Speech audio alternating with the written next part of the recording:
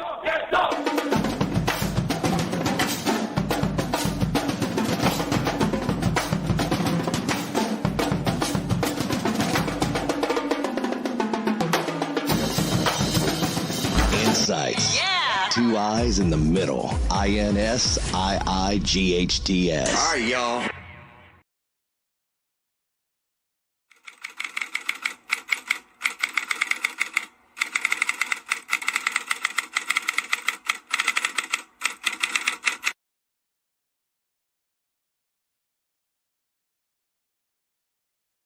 Boy, when it get to that, all right, y'all, that's your favorite part of the whole pregame show there.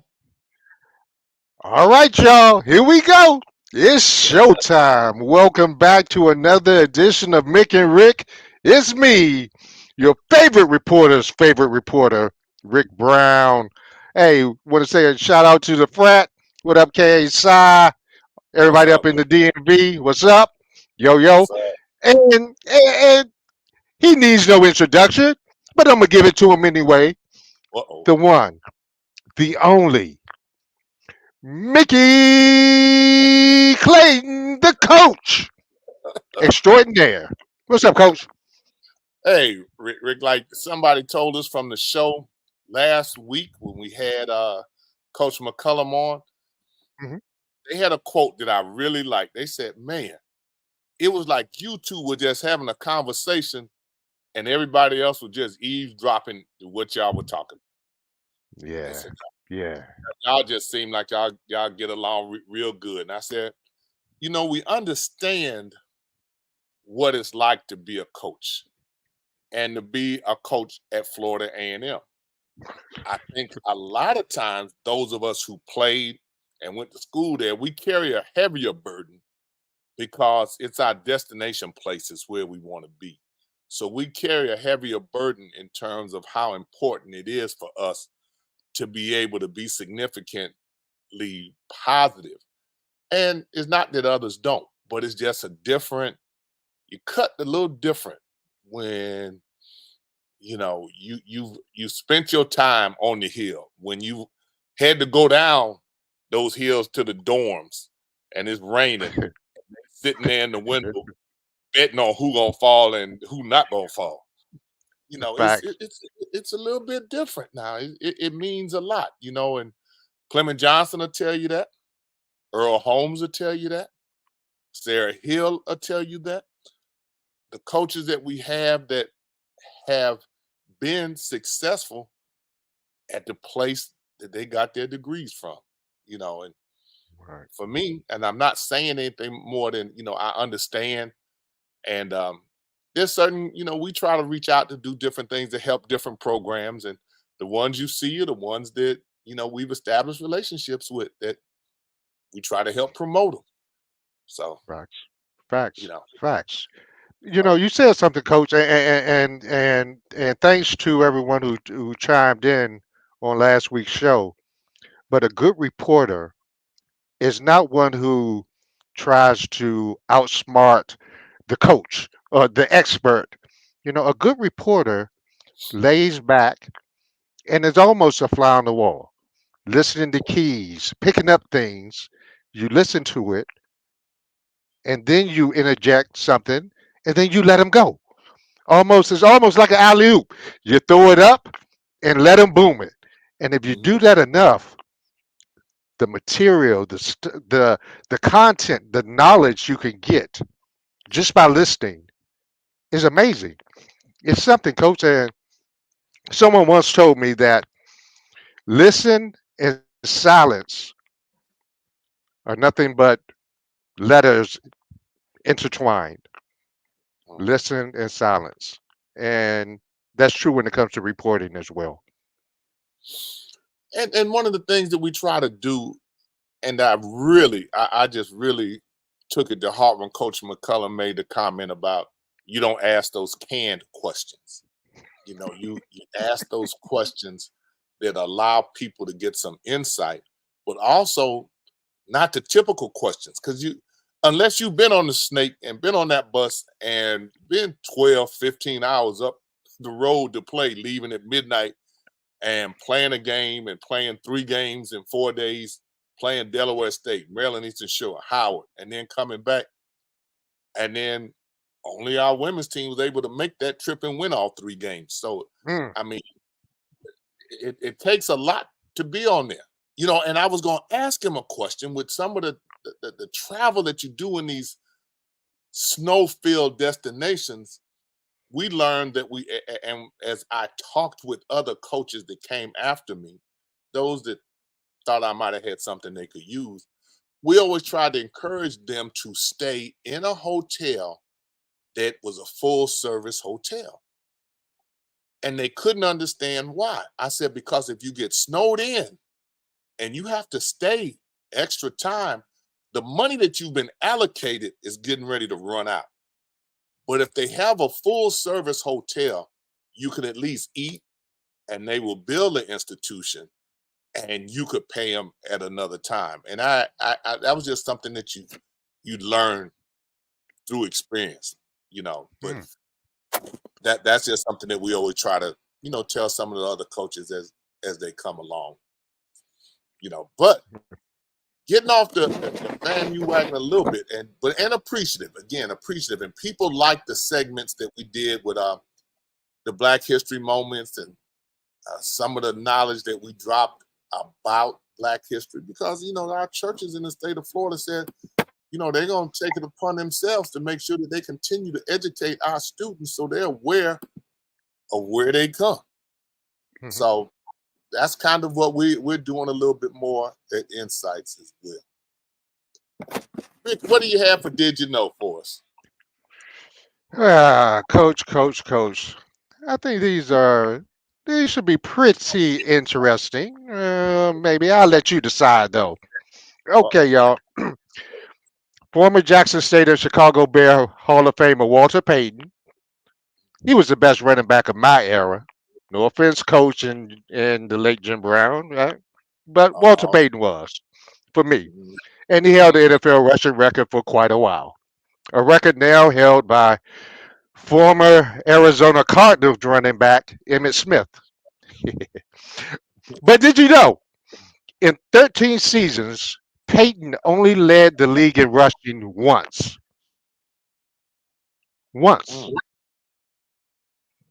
No, he was just crazy. He was just crazy consistent, Coach. I mean, he had at least 1,300 yards in 9 of those 13 seasons, and another 1,200 in another season. So consistency is what got Walter Payton the record. I thought that was pretty cool. Wow, it was that was pretty good there. Only one this time. Nope. This one right here. All right, the Denver Broncos have had a couple of the greatest quarterbacks in NFL history, hands down, in John Elway and Peyton Manning. Would you agree with that? Okay, 2 of the greatest. Okay. Both led the Broncos to Super Bowl victories, you know. And in fact, the Broncos have been to 8 Super Bowls. But did you know former Grambling great and Washington Redskins Super Bowl winning quarterback Doug Williams has as many Super Bowl touchdown passes as the entire Broncos in their 8 games? Okay. You spitting some knowledge now. The DC and you. Williams threw a then NFL Super Bowl record 4 touchdown passes in the second quarter in the Skins' 42-10 victory over the Broncos, ironically. Denver as a team in those 8 Super Bowls has 4 passing touchdowns. Wow. Well, Rick, you be on it, Mr. Wikipedia. Mr. Wikipedia. Wikipedia. I can go with that because Wikipedia, anyone can write that. You gotta do your research. You gotta dig deep. Sorry, folks. And that's something we keep trying to tell our students. You know, we keep trying to tell them that. And you said something. Let me see if any of it's.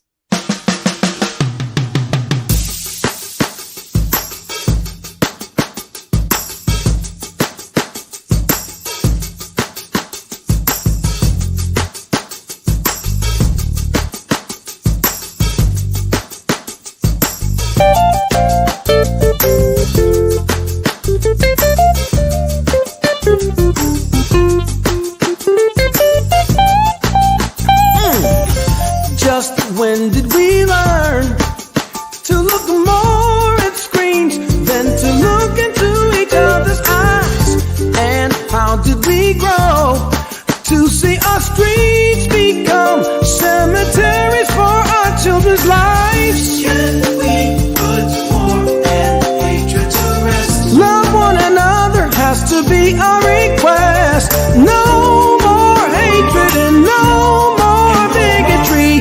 I wanna love, let it start with me. I'm working to be, I'm working to see. Yeah. And when you said Walter Payton, I said, yeah, we got something on there. You like that, Rick? I like that. Black History by the Week, because Black History is not just for 1 month, it's 365 days. Yeah. Exactly. And we send out something now every day, but we do a week compilation as well. And so and we're getting a lot of feedback from it. But it's just something that we think is necessary within our community to educate ourselves. For sure. Now, as we talked about a lot of the things going on in sports, and I'm still kind of a believer that, it's kind of the year of the rattler. I really don't care what everybody else has to say about it.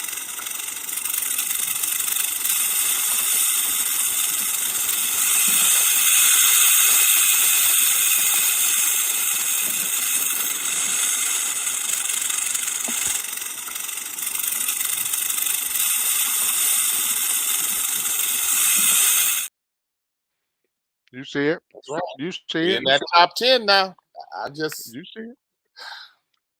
That's just my thought. I just really think this might be the year of the rattler. I just really believe that this might be that year, Rick.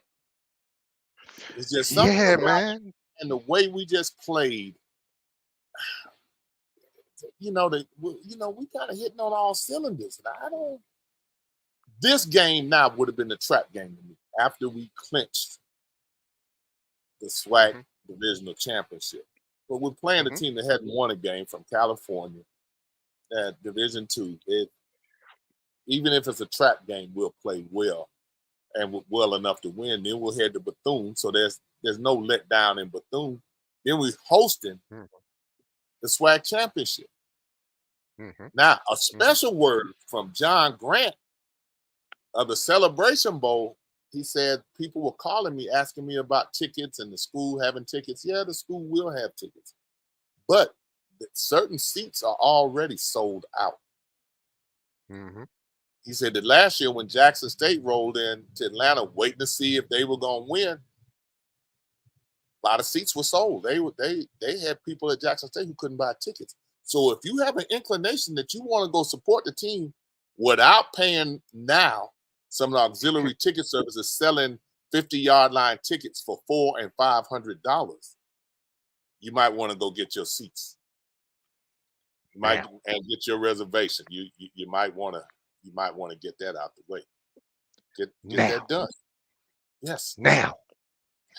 Right now. And see, as we talk about the year of the snake, we got another snake to bring on. I believe he might be from your J school. It just seemed like we just having all these J school representatives, that are doing so well. And we got with us Corie. How you doing, young man? I'm doing good, fellas. How y'all doing? And when am I gonna get my gut box, man? I'm still waiting on it. You ain't said no money. You said no money. Get no gut box. Or some Lindy's. Hey, I keep telling you, man. When I say that, it's like people at FAMU to get oh man, I'm coming homecoming. Will you hook me up? Get me 2 tickets, 4 tickets. You better go get your tickets online. I've been stuck before. Oh man, let me get 4 tickets and a gut box and a Gumby, damn it, to go. Man, all I want is a bucket. I just want a bucket. That's it, man. Look at it. I'm telling you, boy, man. Black Men Sundays. That's right. Man, y'all kick it. Y'all just on fire everywhere. Tell us what's going on since the last time we saw you. We know you on Click Orlando, Click Las Vegas, Click LA, Click Miami. You just clicking and ticking and moving, man. What's going on with the program? I know you blown up so much that you just, it's a constant barrage of explosions and celebratory events. Tell us what you're doing now. Yeah, man. Well, first off, we're still doing our weekly show every Sunday. I'm dropping the show right at midnight. So if people want to listen right at midnight, it's on YouTube. And we're also on clickorlando.com/Black Men Sundays. We have our own vanity page now. So I'm like, okay, we doing something right out here. But we still giving that generational wealth, that business and all the tips. We're bringing CEOs. We're starting to get celebrities coming on now. I would say celebrities, but we've had celebrities. I mean, I've had you on a couple times, Coach Mickey, and you're a celebrity yourself. So there you go. Facts. Tell them. But I'll just say we're making connections with a lot of different publicists, but also the big thing is I didn't want Black Men Sundays to just be a podcast where we're just talking. I mean, obviously, we're giving the wealth tips. And, a lot of brothers are, buying homes, investing their money, but also, we have community initiatives. So this is our first community initiative.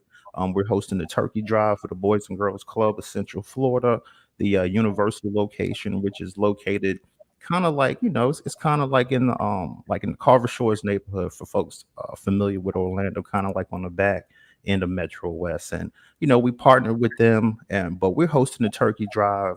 We're accepting donations. You see the QR code on the bottom. And, at first, when we started, I said, okay, we're just going to do 50 turkeys. I don't know if anybody will donate. I don't know if anybody going to come out and pull up. So I was like, you know what? Let's just do 50 turkeys and get it going. So, the directors will call me and they say, okay, we have a sign-up sheet. Do you have any more turkeys? Because it's 150 students here. I'm like, so 50 turkeys. Wow. So, so I basically just put my bootstraps on, hit the road doing a little promo. I mean, I'm on the show with y'all right now. Just, did a couple news spots, So the thing about it is, we're trying to make sure that we can take care of every kid at that Boys and Girls Club. And I think we're going to be able to do that, So this has been a blessing. It's been just a great experience. It's been, I would say the whole experience, I'm not going to lie, like on a funny tip, I don't think I've been to the grocery store this many times. Like I can walk in every grocery store. I know where the turkeys are. I can tell you that. So, but man, but at the end of the day, we're trying to make sure, the kids get fed, families, with this inflation, man, turkey prices high. Wife was telling me the prices of ham is high. I'm like, everything is sky high. So I'm thinking, okay, if we can take care of the turkey for you, you got to cook it yourself. It's going to be frozen. But if we can take care of the turkey, you take care of the rest of that meal, we should be good to go. But like I said, our goal was 50 turkeys. We're trying to do 150 turkeys. So that's what we're doing. The turkey fundraiser ends this Friday, November 10th. And we're going to distribute I'm messing up right now, but we're gonna also distribute the turkeys. I said distribute, Lord, I'm looking crazy from the J school. But now we're gonna distribute. Yeah, no, it's all good. I know how to clean it up. But we're also gonna distribute the turkeys November 18th, the morning of Classic, at the Boys and Girls Club. So that should be a great experience. So you're gonna distribute it to the families on Classic weekend. That's right, that morning. Yes, sir. 2 hours. It's going to be a drive up. It's not going to be like a, go inside. It's going to be drive up, give them the turkeys, happy holidays, happy Thanksgiving, keep it moving. What made you come up with this idea, Corie? Well, like I said, with Black Men Sundays, there's other initiatives, but this was just the start where I just felt, I just see working for the news. I see a lot of, families in difficult situations. I'll just say that, so I just felt like, okay, we're 84 shows deep. That means we're about, we have about 80 some guests. So I hit up all the guest speakers. I said, listen, we're doing the turkey drive, just let me know if you want to donate. It started with that. But, once we started putting the links up, once the Instagram went up, I would say a lot of the listeners that I didn't even know, people that even listen to Black Men Sundays, they were like, yeah, I'm a listener, I want to donate. And then it just took off. It was a little slow at first, but I was like, oh, I don't know. But then, once that thing took off, it took off. So, Congratulations. Indeed. You've always been in the forefront of forward thinking, and trying to find ways to help your community and to bring an awareness to things. So it follows you in your mission statement in terms of service that you provide to the community. So it's nothing about it that surprises me. I mean, we're just very proud of you that you're able to accomplish a lot of the goals that you've had, and wish you continued success. I mean, because you got some heavy hitters on there, and I'm like, how does he get these people? Not that I would ask you, but I know when they hear that name, people sign right up. So you have some pretty influential people on there. You got some people on your show that the average person can't even reach. So congratulations and kudos to you, Rattler. Thank you, brother. Thank you, brother. And actually, I'll give you my tip real quick. A lot of the publicists contact me, so there you go. That's the secret. That's even better. Yeah. That's hey, look, Corie, for those who may be joining us for the first time, tell them what Black Men Sundays. Tell them, how did it come about, and what is it? I'm glad you asked that question. So basically, Black Men Sundays is a podcast where we discuss generational wealth, finance, and business topics. It's a lot of brothers out here make good money, but a lot of times we don't know how to spend it. I know when I was in my 20s, like when I first graduated from FAMU, and I moved to Orlando, I kind of, I was having a little fun. I was in the club, like want to pop a bottle every, I might, might go over to Tampa the same night, spend some more money out there. And then, Monday, I'm like, man, I'm broke already. But, we living good. We trying to, basically the stuff that we couldn't afford when we were kids, we just, took care of all that as soon as we started getting that money. Not realizing, okay, time's going to fly. Time's going to fly. You in your 20s, then your 30s, and your 40s. Then you hit your 60s, you're like, oh man, I don't have a retirement. I don't have a 401k. So, Black Men Sundays, we talk about topics like that. We also talk about the wealth and health. Coach Mickey came on there and got some brothers together about the wealth and health, because a lot of, some brothers that I speak to say, listen, I'm young. I don't see what wealth and health have to do with each other. I'm like, well, listen, I know brothers that had millions of dollars, got sick, and they depleted that money. So, we talk about topics like that, but really the main thing with Black Men Sundays, we trying to get the information out. There's brothers that, have paid $30,000 for master classes. Come and give us the information for free, because they saying, listen, we don't want any money from you, but put it out there. And if you or anybody else can send an email or something saying that, this helped them, we're good to go. And that's one thing I love about Black Men Sundays. It's not just a podcast. Like, people can email me, hey, the speaker you had on, I would love to connect with him. I would love to have a conversation. Okay, boom, it's done. I'm not going to give you the phone number, but I'll give you the email, and then you could cultivate your own relationship. So, we call it the spider web effect, so, and then on top of that, like I said, we have other initiatives, and also Black Men Sundays. Let me clear one thing up, because a lot of people, why is it called Black Men Sundays? First off, Black men and Sundays go together. Because let me tell you something. Yeah, because I get this all the time, where it's like, I mean, just setting up this turkey drive, I contacted other agencies that could have utilized my services, and they were like, well, because it's called Black Men Sundays, we don't want to be affiliated. I was like, wow. So that kind of, but I understand where we are in the world. I know what's going on out here, So, but once people listen to the show, they're like, oh, I didn't realize that's what you guys were talking about. I'm like, yeah, I'm not wasting your time, But Black Men Sundays was created in 2020 as a way for me and all my brothers from FAMU, other Black schools, high schools, other career brothers from Tallahassee that I work with, Tampa, Orlando, all over the country. It was a way for them to say, okay, we can connect with you on a daily, like on a weekly basis. But not realizing, okay, some of these brothers are lawyers, some of these brothers are financial advisors, some of these brothers are CEOs, some of these brothers are accountants. I'm like, oh, so then we just, outside of our friendly, normal, camaraderie conversations and all that, we started talking a little business. And I'm like, man, I should have recorded it. So that's where the name Black Men came from, because it was a collection of, intelligent, professional Black men that were, doing things professionally. And then we met up on Sundays at 4:00. So there you go, Black Men Sunday. So I said, I kind of like that name. It has a nice catch to it. And then, we just took off. And I linked up with Coach Mickey. He came through. Then he came through the second time, and when Coach Mickey comes through, his y'all followers come through as well. So I'm like, okay. So then I said, listen, Coach Mickey, you doing this? I contacted him privately, was like, not a lot of people have access to you. I have access. I'm going to take advantage of that. I'm going to learn from this man, But at the same time, I just want to make sure that the goals, the vision, that actually comes to life. Because I feel like a lot of us, we sit around, we might be chilling with our friends or whatever. Oh man, I want to do this, I want to do that, but then, oh no, that's whack, don't do it. So I always tell, because I'm a mentor in my community too, so I always tell students 3 things. Number 1, believe in yourself. Number 2, believe in your vision. And number 3, execute it.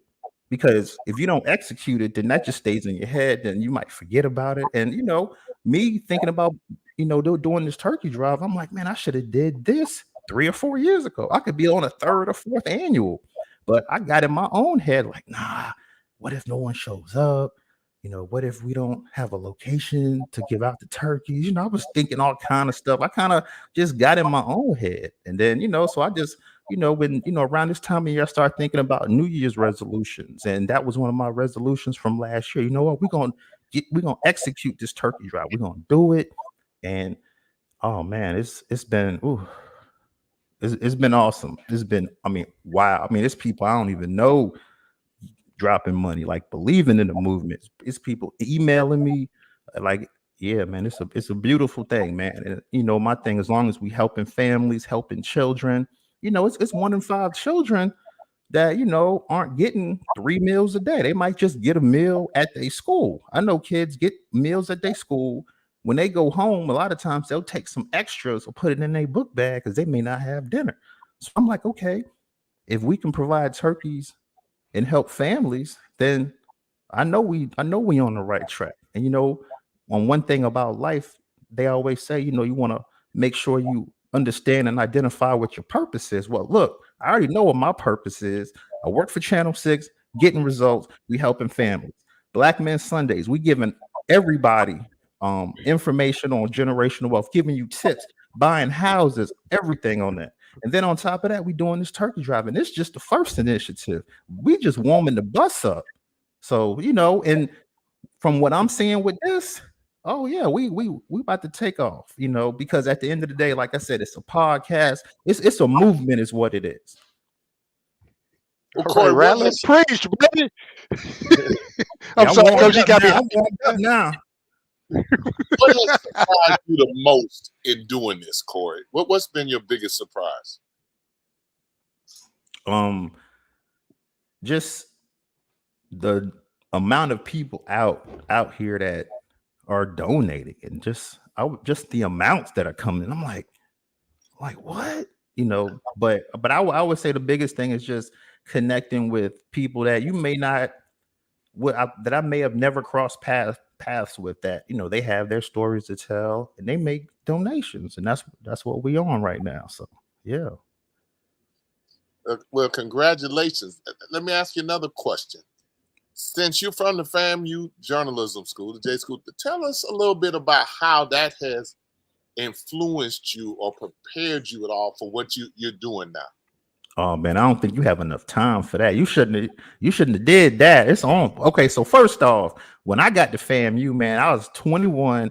I transferred from Old Dominion in Virginia because I went to Bethel High School. So, me and my mom, I'm from a single parent household. So me and my mom was tight. I'm like, okay, if I'm going somewhere, I got to be somewhere where me and my mom can kind of keep our tight knit relationship, because a lot of our families kind of far.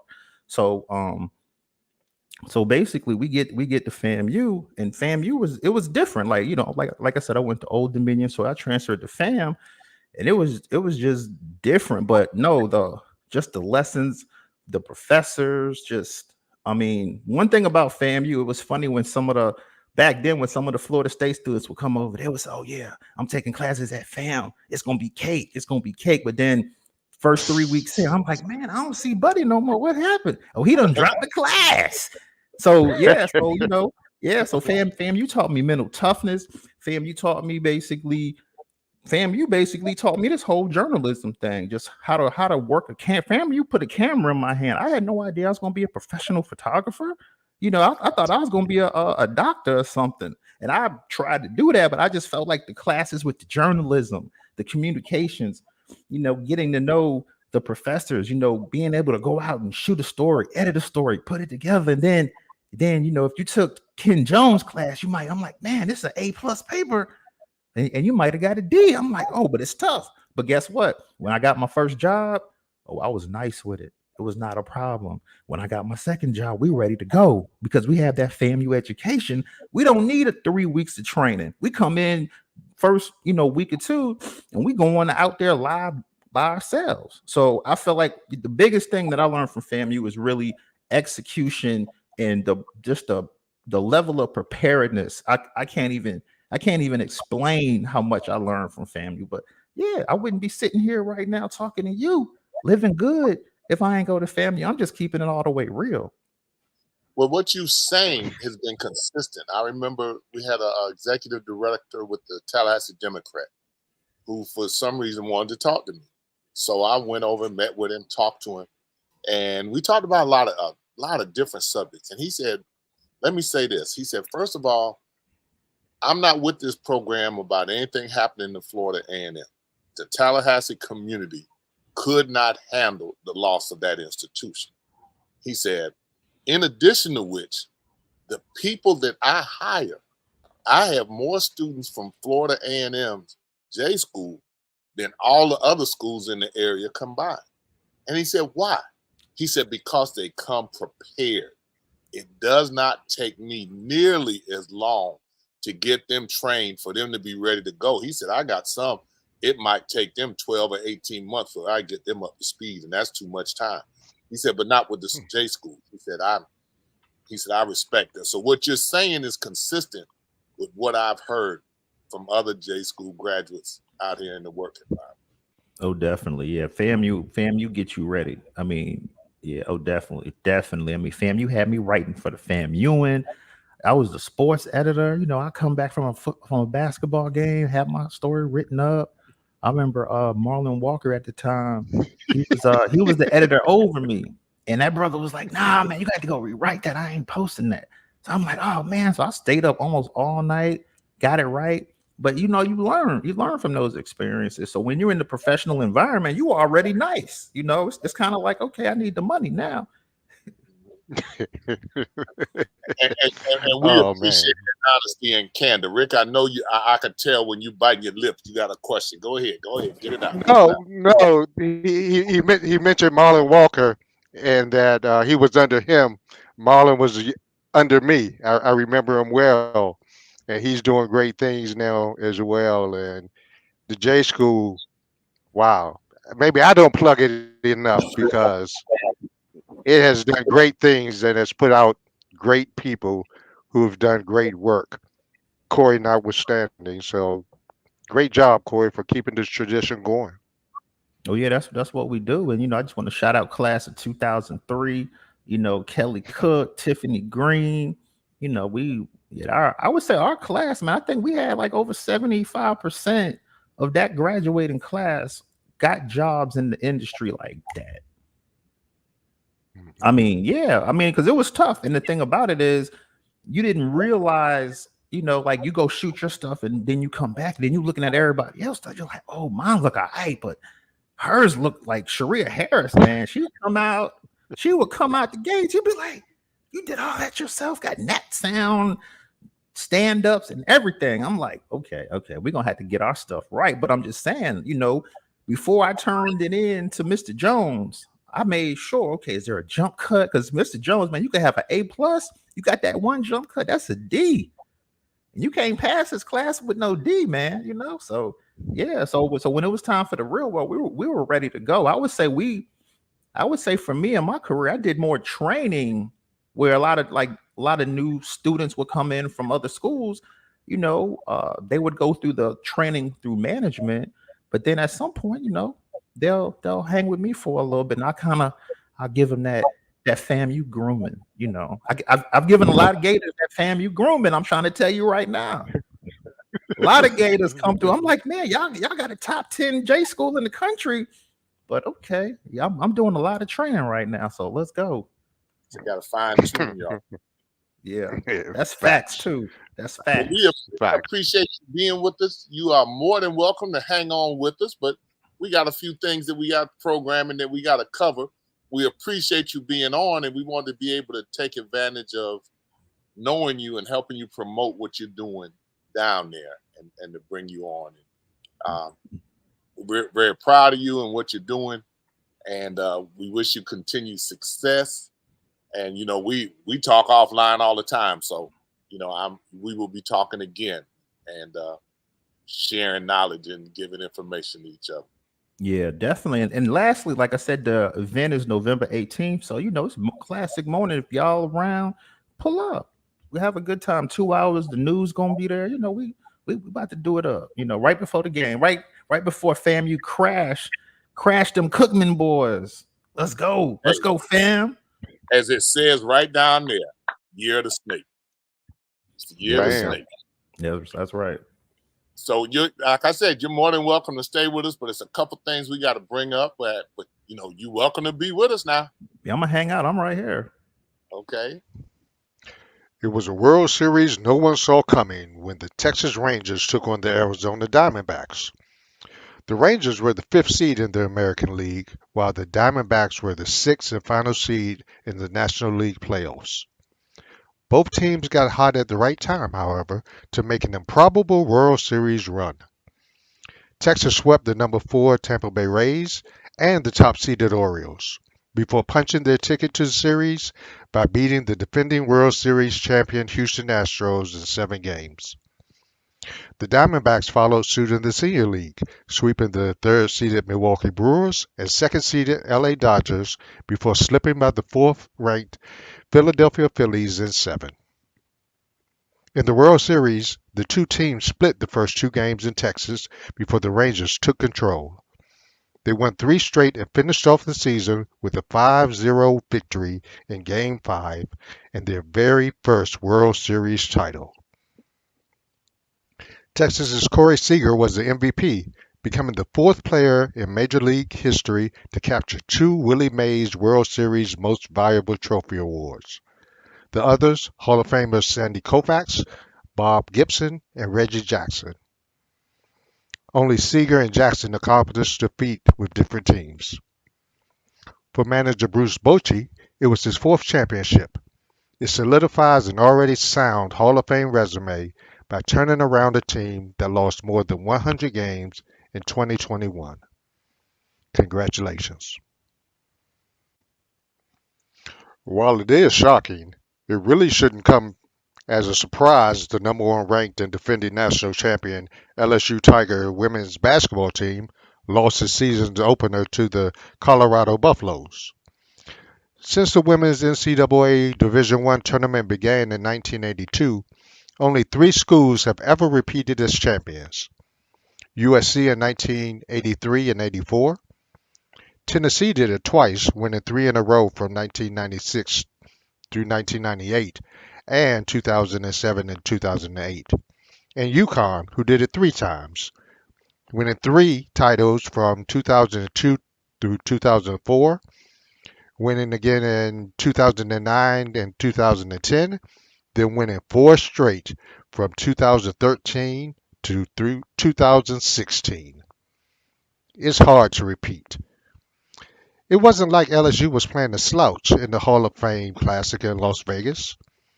Colorado was ranked 20th and made it to the Sweet 16 in last year's tourney before falling to Duke. If you're LSU, there's no need to panic. Yes, they gave up 92 points to Colorado, and they did not do that at all last year. But this isn't last year. They're going to get everyone's best shot every night. It is a long season, however, and Kim Mulkey will have the ladies right by March.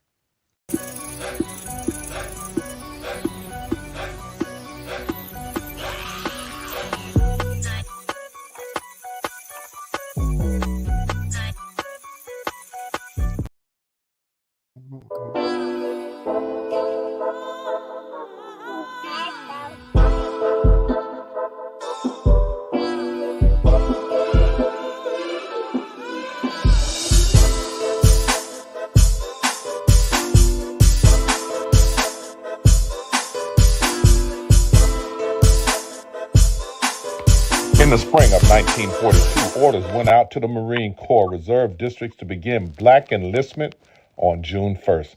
On that date, at precisely 12:01 in the morning, 26-year-old Alfred Masters, a black civil service employee at the Army Supply Depot, accompanied by his wife Isabel Arch, proudly raised his right hand in the Oklahoma City Post Office and became the first of approximately 20,000 colored Marines that famously served the Corps and country.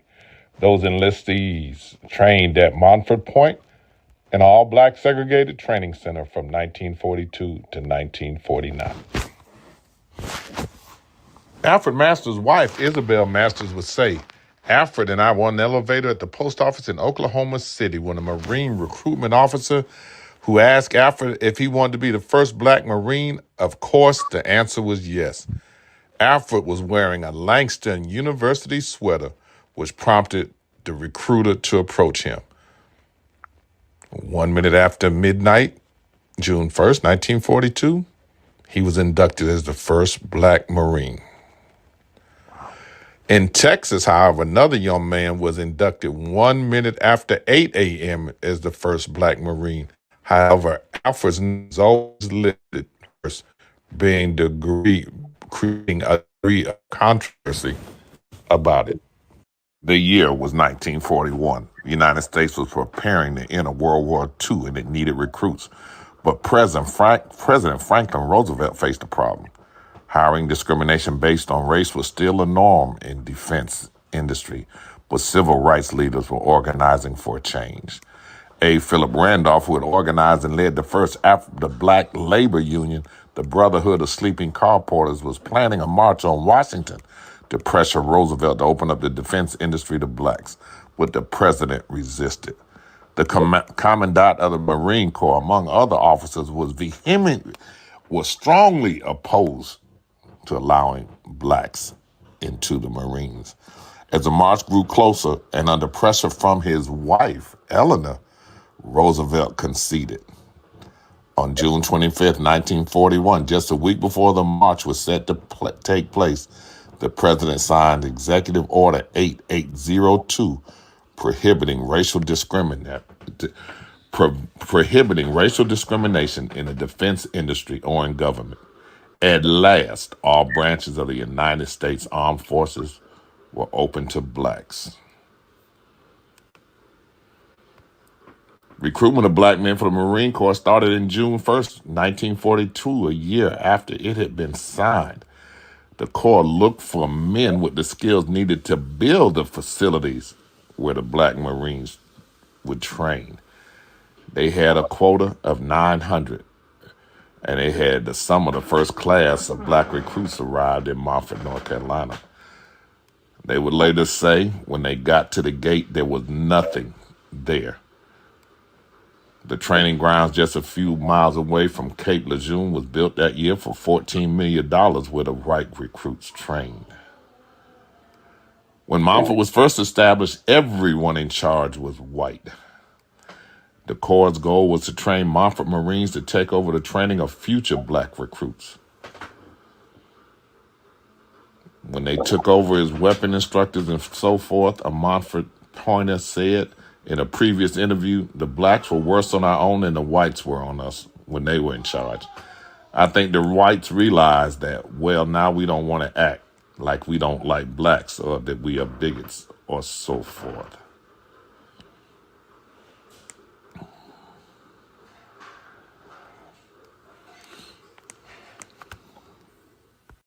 The Montfort Marines, they had to endure a lot. As Carol Braxton, 97, a retired master gunnery sergeant from Virginia, vividly remembers that humidity and worse. Quote, it was a swamp right near where we were. The drill instructors would take us right by that swamp and made us stand at attention and would say, did you eat? Would let them doggone such and such mosquitoes eat. Braxton said the bites were so bad that when he went home on furlough, his mother thought he had smallpox. The verbal and physical abuse directed to men seemed endless, he said. Some recruits caught breaking laws about smoking were forced to smoke with buckets on their head and blankets over the buckets. He heard one was forced to drink his own urine. The Marine Corps were the last service to allow black recruits and didn't do it willingly. It only happened after an order from President Franklin D. Roosevelt. One commander said if he had a choice between 250,000 black Marines and 5,000 whites, he would take the whites. They didn't want anything to do with black Marines.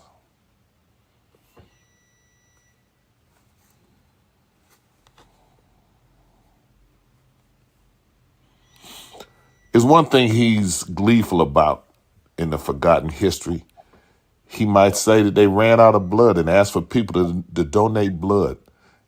He laughs and smiles when he said there's a whole lot of white guys that are running around with black people blood in them.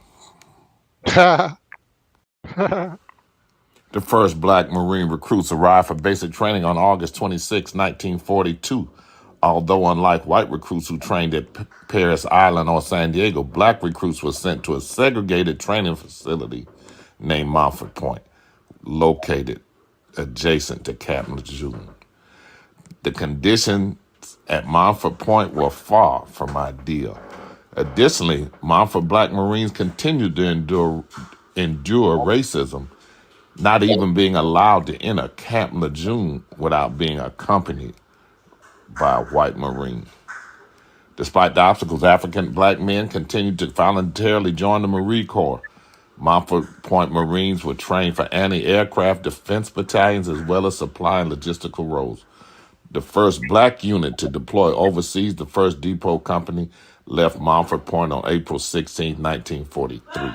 By the end of World War II, approximately 13,000 Montfort Point Marines were deployed overseas, many seeing action at Saipan, Guam, Pailulu, Iwo Jima, and Okinawa.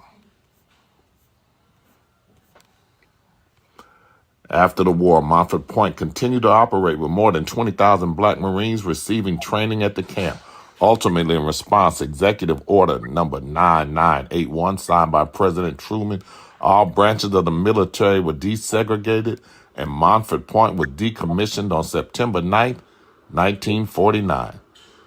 In 1974, Montfort Point was renamed Camp Johnson and today serves as the home of the Marine Corps Combat Service Support Schools.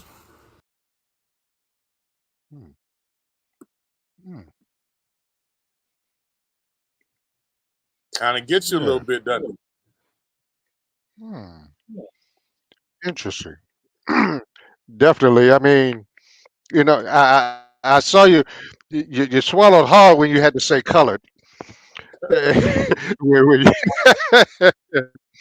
But you said a name there that caught my ear. A. Philip Randolph. Isn't that the what is that? The bus depot or the in Tallahassee? Isn't there where the buses where you transfer? No, isn't that the CK Steel? The Randolph? That's CK Steel. Yeah. Hey, Philip Randolph. That name sounds so familiar. I can't help you there. But they had the base ended up being pretty much destroyed by a hurricane, and Oh the wow. Marine Corps realized that it actually was a historical site. So they went back and tried to restore parts of it, and they brought a lot of these guys back. And they said a lot of them who actually built it were no longer living, that they weren't had passed on. And so there are, even at the end of it, they still don't know who all the people were, Marines that served there, worked there, trained there. They're still trying to find a lot of those people and asking for help in terms of trying to find them, because they've actually been awarded medals, and now they're not quite as known as the Tuskegee Airmen, but the Montfort Marines have got a lot of notoriety since that time. So that's how we ended up That's awesome. doing some research on it. It's one of those stories I started a couple years ago, and I never really finished it. And once we started doing some more Black history, then we started doing it. Just like we went to Mobile when they were trying to find that last slave ship, the Clotilda. And I went to Mobile and have pictures from the grave sites and all in Africa Town. And, we will eventually do a piece. There's some things that we've been doing that we haven't finished. That's one of them. Just like going to Dothan, that large the gambling casino that some of the NFL players hosted, and they took all these millions of dollars from those guys, and then they rolled in there. They got video. They rolled over 100 law enforcement deep and closed it down. They end up beating those guys out of their money, and you'll see it driving from here to Dothan. It'll be on the right hand side. I've stopped and did a narrative on it. So there's some things that we still haven't finished that we've started relative to our history, but it's now become part of what I feel is our platform, to use our platform to be able to, educate people. I'm so tired of people saying, you got to get over it. That's a different day and it's a different time. Yeah, it was, but still we need to know about those times. If you can't learn from the past, then you will repeat those mistakes in the future. So it's just something that we're doing on INSiiGHTS, and just something we're trying to do there, Corie. I love INSiiGHTS, man. I check y'all out every week. Y'all fancy, got an app and everything. I'm like, your graphics looking fresh. I'm like, okay, I see you, Mickey. We appreciate. See, unlike you, I didn't go to school for that. I watch you guys, and I'm like, part of what motivates us to do that is, even as old men, we try to motivate people that you can do different things. You don't have to sit at the house. All these graphics and different things. Google.com. We've figured out how to try to do them ourselves to keep ourselves busy and to be able to. We realize that we have a purpose, and it's a calling for what we do, Corie, just like your calling. And, when God puts his hand on you to do something, you can't be disobedient and act as if you don't hear that voice, because, it's like hearing the voice of your father. When you playing or doing something, you could hear your mother's voice through everybody's voice. What? And right there, that's your mama. If your daddy call you son, like, you stop doing what you doing. So when he talks to you, you just try to do what he tells you. And that's what we try to do. That's why we're so positive with what you're doing and so supportive of it. Because if each one of us help each other, Corie, it would be a lot easier. And it doesn't bother me if other people do what we do. I get once a week, somebody wants to know how to do a podcast, how to do what we do. And when I start telling them some of the stuff we do, it changes their mind, because it's not as easy as people think. Just to have a conversation, having a conversation on your podcast is the easiest part of it. It's all the stuff that goes in behind it before you ever get to have that interview. Yeah, you ain't lying about that, man. You ain't lying about that. And we appreciate your brand and what you do with, keeping us updated with what you're doing and things like that. And, Ricky and Corie and I talk about it. I mean, and the things that, that we're doing. He's one of the first people we talked to when we went to Roku and were able to get our own channel up 24/7. And since then, we had the mobile apps and all of that. So, people can pick it up on the phone. It's actually broadcasting live on the mobile app right now. It's on the mobile app. It's on Facebook and YouTube. It's right there on your phone. So, and you can go up there and pull it up. I don't know if you downloaded it, Corie, but it looks like Netflix. Oh. Go in there and look at it. So try to keep it moving. Yes, indeed.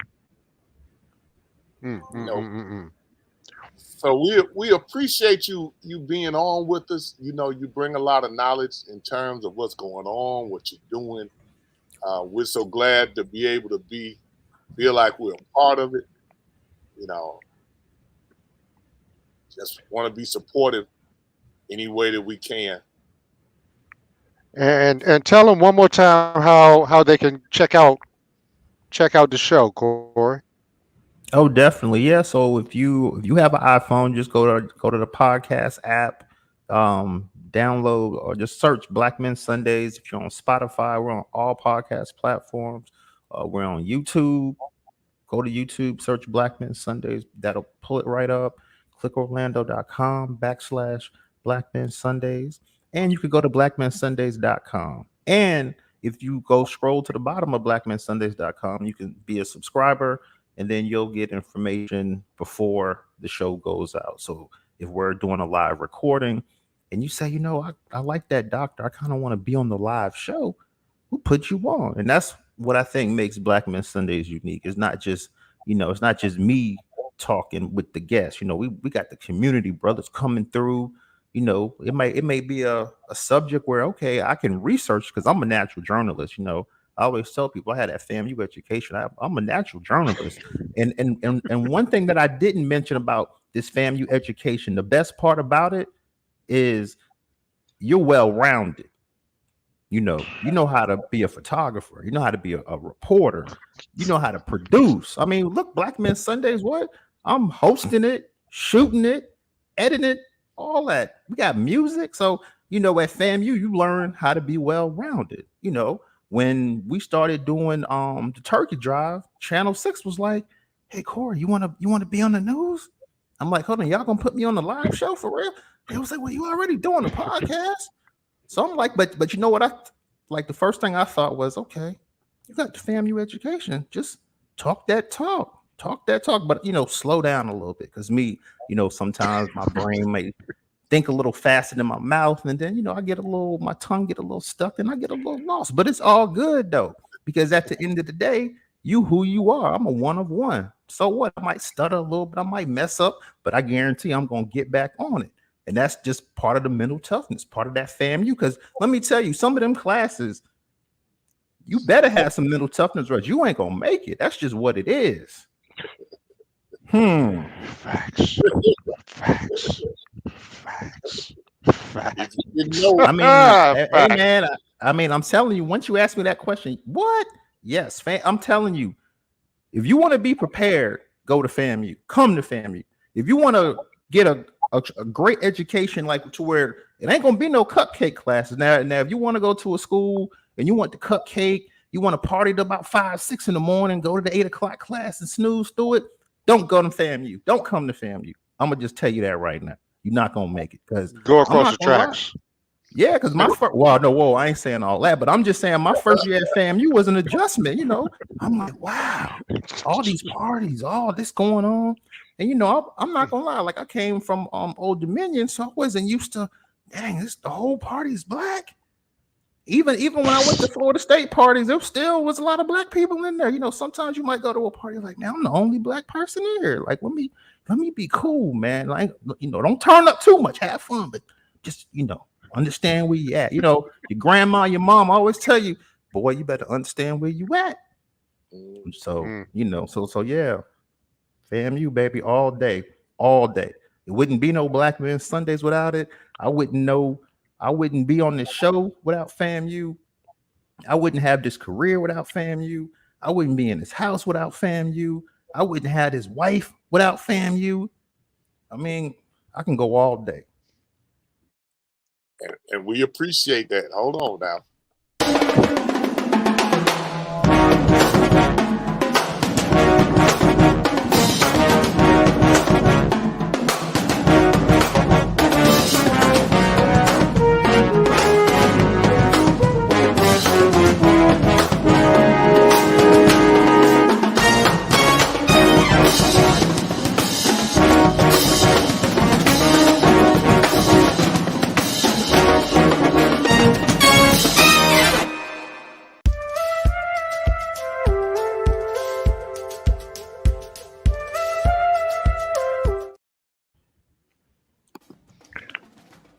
I appreciate it, Coach, and of course, you know, I always thank Insights for covering high school sports. You know, you all kind of open that door for high school sports to be viewed by those on the outside. And I know football is doing more now. I mean, I think one of the stations are doing high school football, but you guys are the ones that kind of help open that door for high school basketball to be shown. I know you've been doing it for some time, but we appreciate your support. Your attention, please. Stay up to date with the latest from Insights. Visit our website at INSiiGHTS.com. 2 I's in the middle, INSiiGHTS. Insights is a copyright of Mac4 Enterprises, a Florida corporation. This broadcast is produced under the exclusive ownership of Mac4 Enterprises and is the intellectual property and trademark of Mac4 Enterprises. Comments of the host and other individual speakers on Insights represent their independent thoughts and representation. All right, make sure you download your app, Insights. You can find us. Android phone, iPhone. You can get us. We right there as you see it on your phone with no further away than your fingertip. Free. That's it. Next Free. week we got Free. Yes, we got one of the assistant coaches from Major League Baseball from the Minnesota Twins. We got him coming. We've been trying to get him all season. And we finally able to get him now. The season's over with, and we'll be able to get him on next week. Him and his dad, who's a superstar athlete as well. I mean, we always try to keep you with something going on. We appreciate you, Corie. We appreciate you being on, being a part, dropping that knowledge. We appreciate that. Thank you. Appreciate being here. True. Appreciate that. Always, True. always. Black Men Sundays every week drops at 12:01. Did you say? Yeah, 12:01. All platforms. All platforms. You got it. Tune in. Tune in. We appreciate everybody. Good night, all. Till next week. Yeah, Yo. 'cause we got a win coming this week, and this is the year of the Rattler. Of the Rattler.